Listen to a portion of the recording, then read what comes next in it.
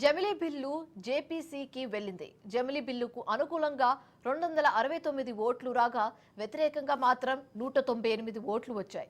జమిలీ బిల్లుపై లోక్సభలో ఓటింగ్ నిర్వహించారు. హైబ్రిడ్ విధానంలో దీన్ని చేపట్టారు. ఇందులో కొంతమంది ఎలక్ట్రానిక్ పద్ధతిలో ఓటు వేయగా మరికొంతమంది మాత్రం ఎంపీ బ్యాలెట్ లో తమ అభిప్రాయాలను తెలియజేశారు.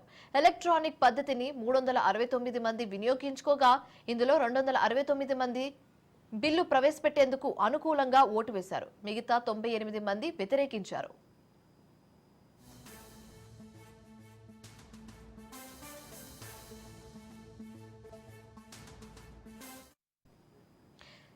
జమిలీ బిల్లును కేంద్ర న్యాయశాఖ మంత్రి ప్రవేశపెట్టారు. బిల్లు ఆమోదానికి 361 మంది ఎంపీల మద్దతు అవసరం కాగా ఎన్డీఏకు 298 మంది ఎంపీల మద్దతు ఉంది.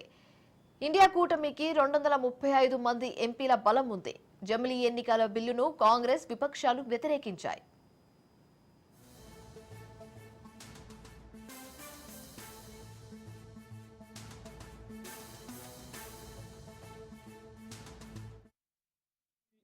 Capital Territory of Delhi Act 1991 and the Jammu and Kashmir Reorganization Act 2019 ये मैं आपकी अनुमति से आपसे लीव मांग रहा हूँ. Thank you sir.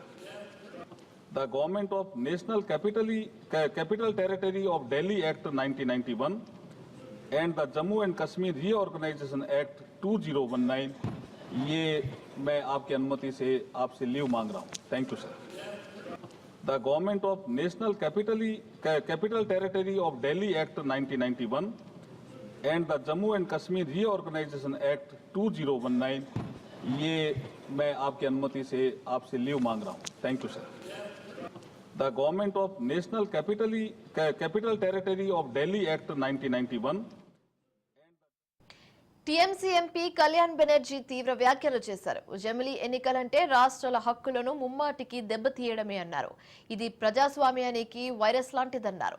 ప్రస్తుతం దేశానికి కావాల్సింది జమిలీ ఎన్నికలు కాదు, ఎన్నికల సంస్కరణలని వివరించారు.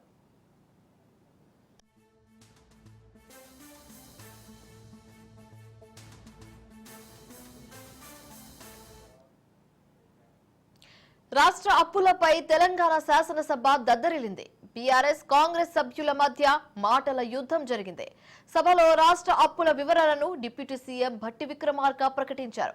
భట్టి వ్యాఖ్యలపై మాజీ మంత్రి హరీష్ రావు అభ్యంతరం వ్యక్తం చేశారు.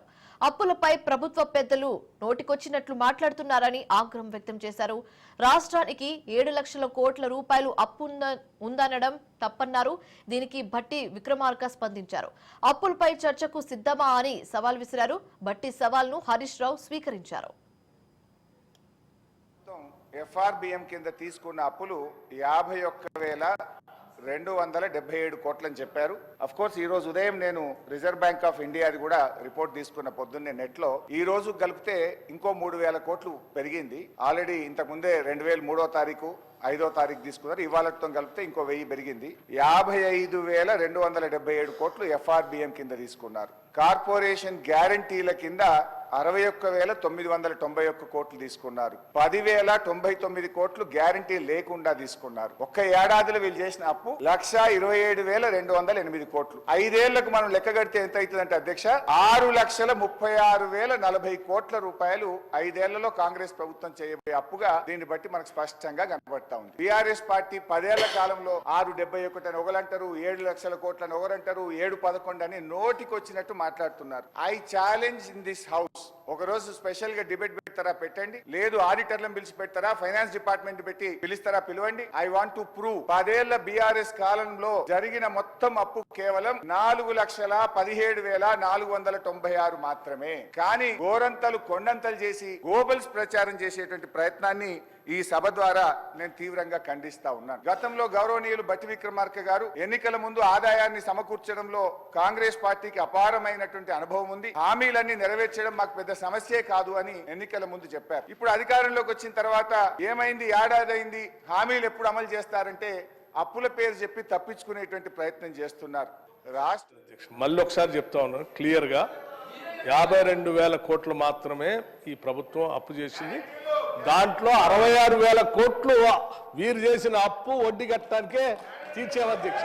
వీరు చేసిన అప్పుకి ప్రిన్సిపల్ అమౌంట్, వారు చేసుకొచ్చిన అప్పు ప్రిన్సిపల్ అమౌంట్కి ఆ వడ్డీకి కలిపి 66,000 కోట్లు మేము ఈ 10-11 నెలల్లో కట్టాము అధ్యక్ష. పెండింగ్ బిల్లులట వాళ్ళట చెప్తా ఉన్నారు. ఎట్లా అధ్యక్ష? 40,000 కోట్ల రూపాయలు పెండింగ్ బిల్లులు పెట్టిపోయి మళ్ళీ తిరిగి వచ్చి తగుదనమ్మా అని ఆడు కూర్చొని మాట్లాడుతూ ఉన్నారు. సరే, అది హరీష్ రావు గారు మాట్లాడారంటే ఐ కెన్ అండర్స్టాండ్. ఎందుకంటే వారికి ఎప్పుడు నిజం చెప్పే అలవాట్లేదు. వారు ఎప్పుడు అవాస్తవాల్ని, సత్యదూరమైన మాటల్ని, ప్రజల్ని రాజకీయం కోసమే అన్ని మాట్లాడతారు. కాబట్టి సరే, వారు రాజకీయ లబ్ధి కోసం మాట్లాడుతున్నారులే అనుకున్నా. లెజిస్లేటివ్ అఫైర్స్ మినిస్టర్గా పనిచేశారు అధ్యక్ష ప్రశాంత్ రెడ్డి గారు. వారు ఎప్పుడు అట్లా మాట్లాడరు, వారు కూడా మాట్లాడుతున్నారు. వారు వెనక కూర్చొని మీరు కూడా ఎందుకు అధ్యక్ష అట్లా తయారవుతారు? అట్లా మాట్లాడబాకండి అధ్యక్ష. 10 సంవత్సరాల పాలనలో తప్పు చెప్పినందుకే 6 నెలలకోసారి మర్చిపోతుంది అధ్యక్ష. వీళ్ళకి 6 నెలలకోసారి ఎందుకు పోతుంది నాకు అర్థం కావట్లే. ఆ సాధారణ ఎన్నికలప్పుడేమో ప్రజలు మొత్తం 6 నెలల క్రితం డిసెంబర్లో మొత్తం వాళ్ళని పంపించారు 2023. అదే అయిపోయిన 6 నెలలకి పార్లమెంట్ ఎన్నికలు వస్తే డిపాజిట్ గలం చేసేసారు ప్రజలు. 6 నెలల తర్వాత మళ్ళీ అసలు ఇది ఏందో వాళ్ళకి ఆలోచన పోయిందేమో. అసలు రాష్ట్ర ప్రజలు అన్ని తప్పుదోలు పట్టించారు. ఇది ఎక్కడ అధ్యక్ష? ఏంది ప్రివిలేజ్ మోషన్? మీరు ఆ ప్రివిలేజ్ మోషన్ ఇచ్చేది అధ్యక్ష? వీళ్ళు ప్రివిలేజ్ మోషన్ ఇస్తారా సభా నిబంధనల గురించి, సభా నియమాల గురించి? దేనికి ప్రివిలేజ్ మోషన్ అధ్యక్ష? దేనికి? నేను నిన్న చూపించాను నేను అధ్యక్ష. రూల్స్ బుక్ వాళ్ళ హయాంలో తయారు చేసింది. పాత రూల్స్ బుక్ అన్నిటిని కూడా మార్చేసి వాళ్ళకు అనుకూలంగా ఉండేటట్టుగా రూల్స్ బుక్ అంతా తయారు చేసుకొని సభలు పెట్టి, ఆ రూల్స్ బుక్లో ఏం చూపించారు అధ్యక్ష? స్పష్టంగా ప్లకార్డ్స్ తీసుకొని రావద్దు, స్లోగన్స్ ఇవ్వద్దు, పొరపాట్లు అట్టు చేస్తే వాళ్ళ మీద చర్యలు తీసుకోవాలని చెప్పి అన్ని చాలా స్పష్టంగా రూల్స్ బుక్లో పెట్టి నిన్న మీరు చేసింది ఎందుకు అధ్యక్ష? ఏం చేశారు మీరు? సభలో మీరు కానీ మీ నాయకుడు ఆనాడు ముఖ్యమంత్రిగా ఉన్నటువంటి కె చంద్రశేఖరరావు గారు సభలో చెప్పినటువంటి ఏ ఒక్క అంశాన్ని అమలు చేశారు అధ్యక్ష? సభ నిబంధనలు పూర్తిగా ఉల్లంఘించారు వాళ్ళు. మూసీపై ప్రభుత్వం డిపిఆర్ కాలేదని చెప్తుంటే ప్రపంచ బ్యాంకును లోన్ ఎందుకు కోరుతున్నారని ఎమ్మెల్సీ కవిత అన్నారు. కాంగ్రెస్ ప్రభుత్వం ప్రపంచ బ్యాంకును మూసీ కోసం 4,100 కోట్ల రూపాయలను లోన్ కావాలని కోరిందని గుర్తు చేశారు. మూసీ కోసం 14,100 కోట్ల రూపాయలు అవుతుందని, నిధులతో పాటు అనుమతులు ఇప్పించాలని కేంద్ర మంత్రి కిషన్ రెడ్డిని సీఎం రేవంత్ రెడ్డి ప్రతిపాదించారా అని అడిగారు. ఒకవేళ కేంద్రాన్ని సాయం కోరడం, ప్రపంచ బ్యాంకు సాయం కోరడం నిజమైతే సభను, ప్రజలను ఎందుకు తప్పుదోవ పట్టిస్తున్నారని కవిత అడిగారు.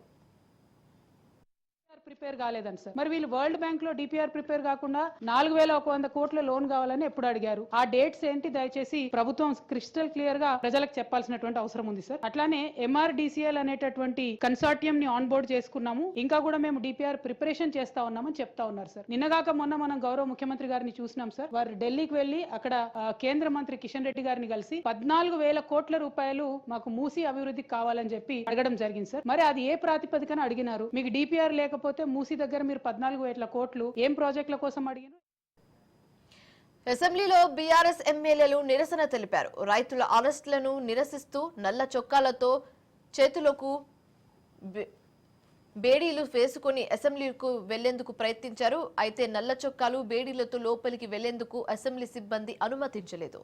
దీంతో అసెంబ్లీ ప్రాంగణంలో బీఆర్ఎస్ ఎమ్మెల్యేలు నినాదాలు చేశారు.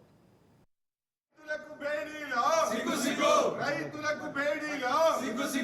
రైతులకు బేడీలో సిగ్గు సిగ్గు. ఇదేమి రాజ్యం, ఇదేమి రాజ్యం, లాఠీ రాజ్యం, లూటీ రాజ్యం. ఇదేమి రాజ్యం, ఇదేమి రాజ్యం, లాఠీ రాజ్యం, లూటీ రాజ్యం. రైతులకు బేడీలో సిగ్గు సిగ్గు, రైతులకు బేడీలో సిగ్గు సిగ్గు, రైతులకు బేడీలో సిగ్గు సిగ్గు.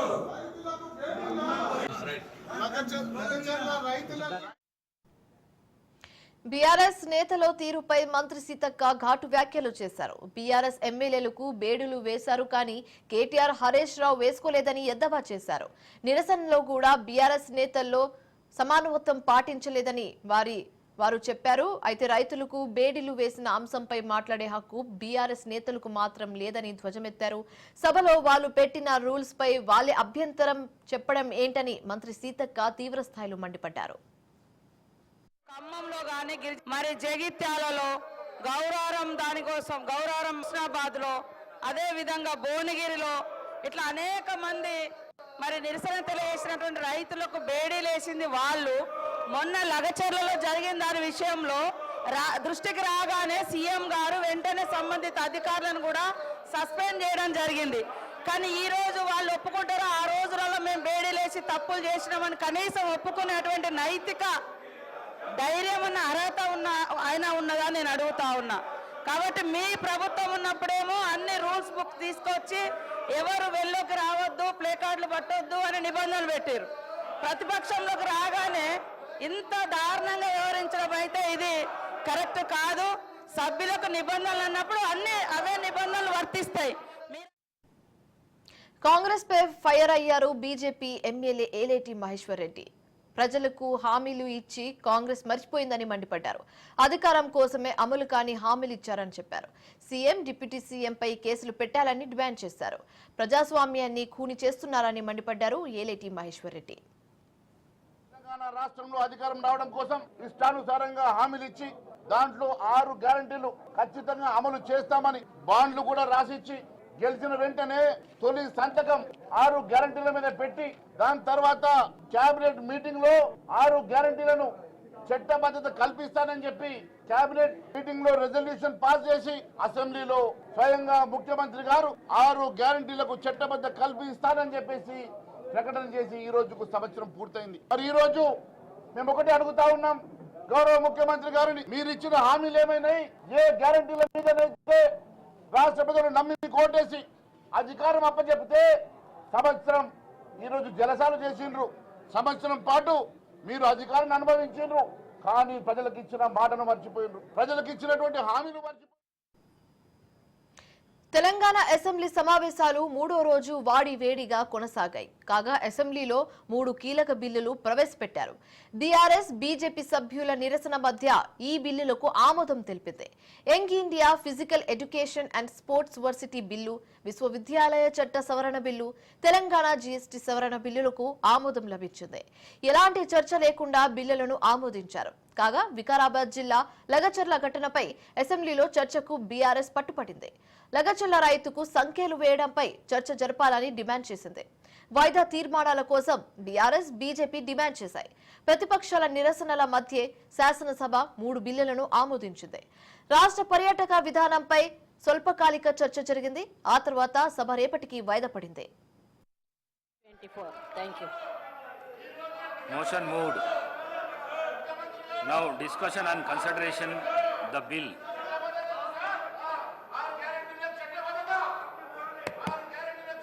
ధన్యవాదాలు అధ్యక్ష. చాలు సార్ కూర్చోనా, కూర్చో అధ్యక్ష. Government bills ku sahakarinchandi. క్రీడా యూనివర్సిటీని Please. ఈ రాష్ట్రంలో Government తీసుకొచ్చినటువంటి bills కు రాష్ట్ర ముఖ్యమంత్రి గారికి, కేబినెట్ మంత్రులకు తప్పకుండా నిజంగా శుభాకాంక్షలు తెలియజేస్తున్నా అధ్యక్ష. గవర్నమెంట్ బిల్స్ కు ఈ సహకరించండి రాష్ట్రంలో ప్లీజ్. అధ్యక్ష, వాళ్ళ ప్రభుత్వం వచ్చిన తర్వాత అనేక మరి నిబంధనలు తీసుకొచ్చారు అసెంబ్లీలో, రూల్ బుక్ అని. వాళ్ళే వాటిని తుంగలో తొక్కుతున్నారు. అదే కాకుండా మేము అధికారంలో ఉంటే ఒక నిబంధన అనేది కరెక్ట్ కాదు. కాబట్టి తనపై వస్తున్న అవినీతి ఆరోపణలకు సిద్ధమన్నారు బీఆర్ఎస్ వర్కింగ్ ప్రెసిడెంట్ కేటీఆర్. ఈ కార్ రేస్ అంశంపై కూడా చర్చించేందుకు రెడీ అన్నారు. కేబినెట్ లో మాట్లాడడం కాదని, సభలో చర్చ చేస్తే అన్నిటికీ అక్కడే సమాధానం చెప్తానని తెలిపారు. అసెంబ్లీ సమావేశాలు 15 రోజులు నిర్వహిస్తే రాష్ట్రంలో అన్ని సమస్యలపై చర్చించేందుకు తాము సిద్ధంగా ఉన్నామన్నారు కేటీఆర్. గురుకుల పాఠశాలలు మాట్లాడదాం, అక్కడ ఉన్న సమస్యలు మాట్లాడదాం, రాష్ట్రంలో నువ్వు చెప్పిన 6 గ్యారంటీలు మాట్లాడదాం, ఆటో డ్రైవర్లు ఎందుకు చచ్చిపోతున్నారో మాట్లాడదాం, చేనేత కార్మికులు ఎందుకు చచ్చిపోతున్నారో మాట్లాడదాం, బోనస్ ఎందుకు ఇస్తలేవో మాట్లాడదాం, మిగతా అన్ని విషయాలు మాట్లాడదాం. నీకు ఇష్టం ఉన్నంత కాలం రాష్ట్రం అప్పుల పాలైందని తప్పుడు ప్రచారం చేస్తున్నావు కదా, అది కూడా మాట్లాడదాం. నువ్వు నిజంగానే మొగాడివి అయితే 10 రోజులు ఇదంతా ఒడిచిపోయినాక మిగిలిన 4-5 రోజులు ఉన్నాయి కదా, ఈ స్కాము ఆ స్కామ్ అంటున్నావు కదా, మొగోనివైతే అసెంబ్లీలో చర్చ పెట్టు, అక్కడనే సమాధానం చెప్తా నీకు. అసెంబ్లీలోనే చెప్తా ఉంటా. ఈ ఫార్ములా ఆ ఫార్ములా అంటున్నావు కదా, ఏ ఫార్ములా అన్నదే నీ ఇష్టం, తీసుకురా అసెంబ్లీలో పెట్టు. 4 గోడల మధ్యన BRS working president interesting comments చేశారు. ఓ సినిమా సక్సెస్ మీట్ లో సీఎం పేరును మర్చిపోవడమే ఆ నటుడు చేసిన తప్ప అని కేటీఆర్ ప్రశ్నించారు. సీఎం పేరు మర్చిపోయినంత మాత్రాన అరెస్టు చేస్తారా అని నిలదీశారు.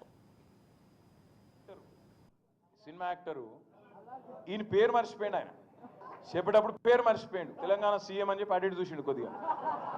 మనవానికి ఆయన ఎక్కడో తలిగింది. అయితే నేనేమంటున్నా, గింత అన్యాయం అని పేరు మర్చిపోతే జైలు పెడతావు. ఇక గట్లా తయారైండు మన చిట్టినాయుడు.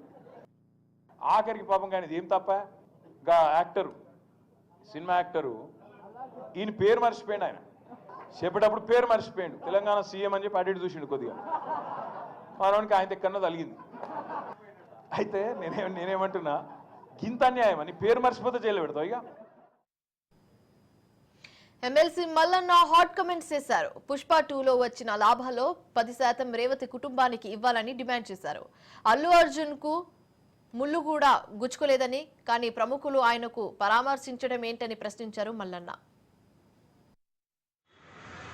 నేనేదో పేపర్లో చూసిన 1400-1500 కోట్లు కలెక్ట్ చేసింది పుష్ప అని చెప్పి, అందులో ఒక 10% అన్న ఈ అబ్బాయి కుటుంబానికి ఇవ్వాలి వాళ్ళు వచ్చిన లాభాలలో అని చెప్పి చెప్తాను. దాంతో వాళ్ళ కుటుంబాన్ని బాగు చేయలేం, కానీ ఇంకోసారి ఇటువంటి చేయకుండా ఉంటారు.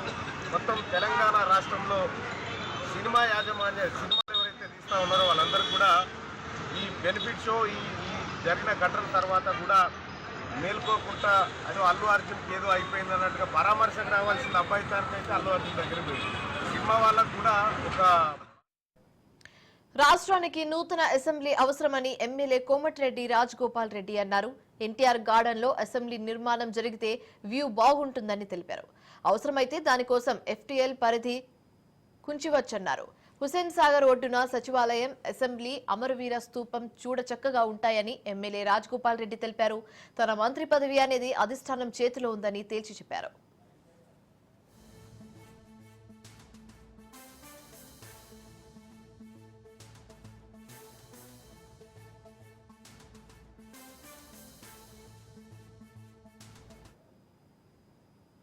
కుకట్పల్లిలోని కాముని చెరువుని పరిశీలించారు హైడ్రా కమిషనర్ రంగనాథ్. కుకట్పల్లి మూసాపేట్ పరిధిలో కాముని చెరువు ఉంది. అయితే చెరువుని HMDA ఆధ్వర్యంలో పర్యాటకంగా అభివృద్ధి చేయాలని భావిస్తోంది. ఈ నేపథ్యంలోనే అక్కడ ఉన్న ఆటంకాల్ని తొలగించడానికి హైడ్రా సహకారం కావాలని HMDA కోరింది. దీంతో హైడ్రా అధికారులతో కలిసి కాముని చెరువుని పరిశీలించారు రంగనాథ్. ఈ సందర్భంగా గతంలో ఇక్కడ నిర్మాణాలు చేపట్టి నివాసం ఉంటున్న పేద ప్రజలను తాము కదిలించుకోమని రంగనాథ్ స్పష్టం చేశారు. కానీ భవిష్యత్తులో చెరువులు, కుంటలు, నాలాలను ఆక్రమించి నిర్మించే కట్టడాలు ఎట్టి పరిస్థితుల్లో వదిలిపెట్టేదే లేదన్నారు. ఎంతటి పెద్దవారైనా కట్టడాలు కూల్చివేస్తామని హెచ్చరించారు. అనవసరమైన ప్రచారాలను ప్రజలు నమ్మవద్దని తేల్చి చెప్పారు. స్థానికంగా కొన్ని కంప్లైంట్స్ అది రావటం, ఇక్కడ చెరువులో పెద్ద ఎత్తున ఆక్రమణలు జరుగుతున్నటువంటి కంప్లైంట్ మీద మేమంతా ఇక్కడ రావడం జరిగింది. ఇక్కడ చెరువులో మనం చూస్తున్నాం చాలా ఈ FTL జోన్లో పెద్ద ఎత్తున డంపింగ్, అంటే ఈ కన్స్ట్రక్షన్ మెటీరియల్ ఏదైతే ఉందో ఆ కన్స్ట్రక్షన్ మెటీరియల్ తీసుకొచ్చి ఇక్కడ డంప్ చేస్తూ చెరువును పూడవటం అనేది, అదేంటంటే దానికి ఒక సాకుగా పట్టా ల్యాండ్స్ ఉన్నాయి, మా ప్రైవేట్ పట్టా ల్యాండ్స్ అనేటటువంటిది ఒకటి సాకుగా తీసుకొని చేస్తూ ఉన్నారు. సో దీనికి ఇక్కడ చూసిన మంగళగిరి ఎయిమ్స్ లో జరిగిన తొలి స్నాతకోత్సవ కార్యక్రమానికి భారత రాష్ట్రపతి ద్రౌపది ముర్ము ముఖ్య అతిథిగా హాజరయ్యారు. 49 మంది MBBS విద్యార్థులకు రాష్ట్రపతి పట్టాలు అందజేశారు. మెరిట్ సాధించిన 4 విద్యార్థులకు బంగారు పతకాలు బహుకరించారు.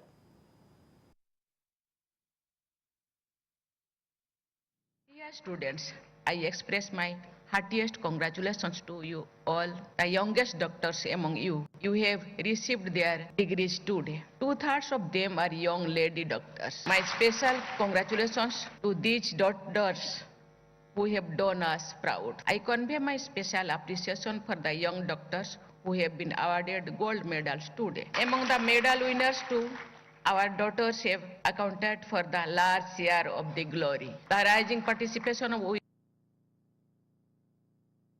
In this background, I want to tell only one thing. All of us has to take as a model for all our inspiration, none other than Her Excellency President of India. She was born as an ordinary woman. Now she has achieved extraordinary excellence. If we can go through our history, one small family, that to tribal family in a remote village, with dedication, with hard work, she rose to the President of India position, first citizen of India position. That is her achievement during our lifetime. Then she entered into political service. President of India Draupadi ముర్మును ఆదర్శంగా తీసుకోవాలని CM Chandrababu అన్నారు. ఒక ఆదివాసీ కుటుంబం నుంచి వచ్చి president of India అవ్వడం ఆమె సాధించిన విజయం అన్నారు. కష్టపడితే ఈ ప్రపంచంలో సాధించలేనిది ఏది లేదన్నారు.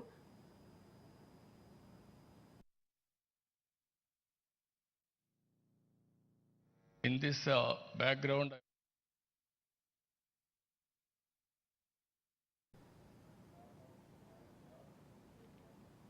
రాష్ట్రపతి ద్రౌపది ముర్ము ఏపీ పర్యటన ముగించుకుని హైదరాబాద్ చేరుకున్నారు.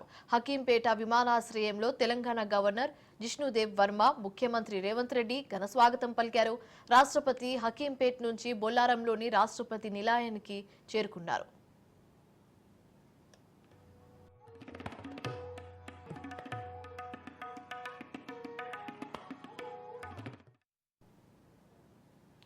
ఏపీలో గత ప్రభుత్వం అధికార దుర్వినియోగానికి పాల్పడిందని మంత్రి నాదెండ్ల మనోహర్ ధ్వజమెత్తారు. అధికారులు ఎక్కడెక్కడ ప్రజలను ఇబ్బందులకు గురి చేశారని ఫైర్ అన్నారు.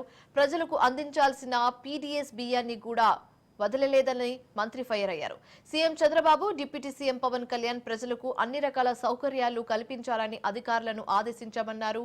అన్ని శాఖల అధికారులు అప్రమత్తంగా ఉండి తగిన సౌకర్యాలు కల్పించాలని ఆదేశించారు. 70 లక్షల రూపాయల 56,800 రూపాయల డీడీలు మళ్ళీ సమర్పించారు. అంటే 1,70,56,800 రూపాయల డీడీలు వీళ్ళు ఆల్రెడీ సమర్పించారు. ఖచ్చితంగా మేము ఫర్దర్గా ఇన్వెస్టిగేషన్ జరుగుతున్నప్పుడు వివరాలను బయటకు వస్తాయి. ఇది రావాలి కూడా, ఎందుకంటే ఇది వ్యక్తులు ఎవరని కాదు. ఏపీలో పీడీఎస్ రైస్ లో జరిగిన అవినీతిని మంత్రులు ఎండగడుతున్నారు. పేర్ని నాని బియ్యం కుంభకోణంపై విచారణ జరిపి కఠిన చర్యలు తీసుకుంటామన్నారు మంత్రి కొల్లు రవీంద్ర. బియ్యం కుంభకోణంలో ఏ ఒక్కరిని వదలబోమని మంత్రి వార్నింగ్ ఇచ్చారు. పేర్ని నానిపై చట్ట ప్రకారం చర్యలు తీసుకుంటామని మంత్రి స్పష్టం చేశారు. సుమారు 90 లక్షల విలువైన బియ్యాన్ని మాయం చేసి అజ్ఞాతంలోకి వెళ్లిపోయాడని చెప్పారు.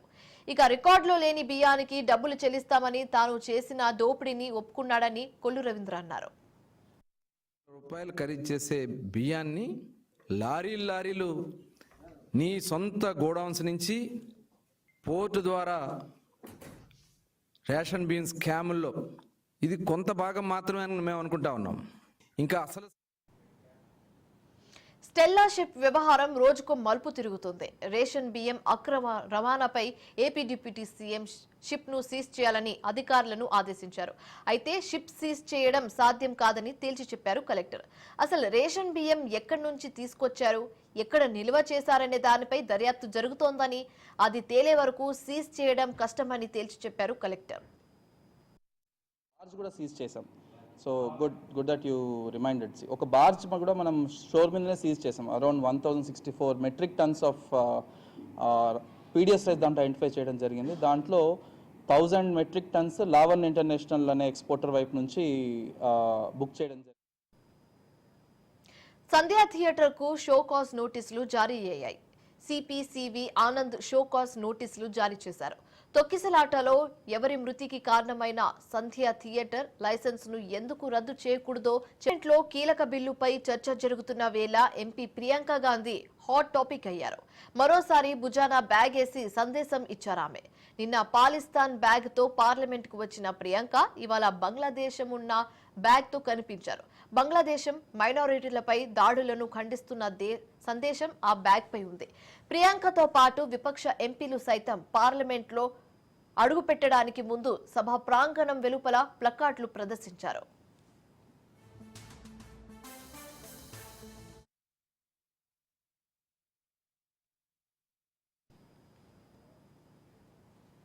దేశీయ స్టాక్ మార్కెట్లు భారీ నష్టాల్లో ముగిశాయి. ప్రధాన షేర్లలో అమ్మకాలు సూచీలపై ఒత్తిడి పెంచాయి.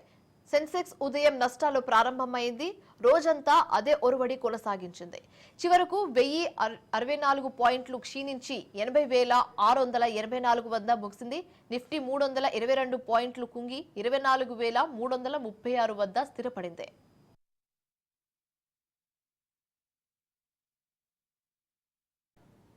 రైట్, ఇవి ఇప్పటివరకు updates. For more updates keep watching Raj news.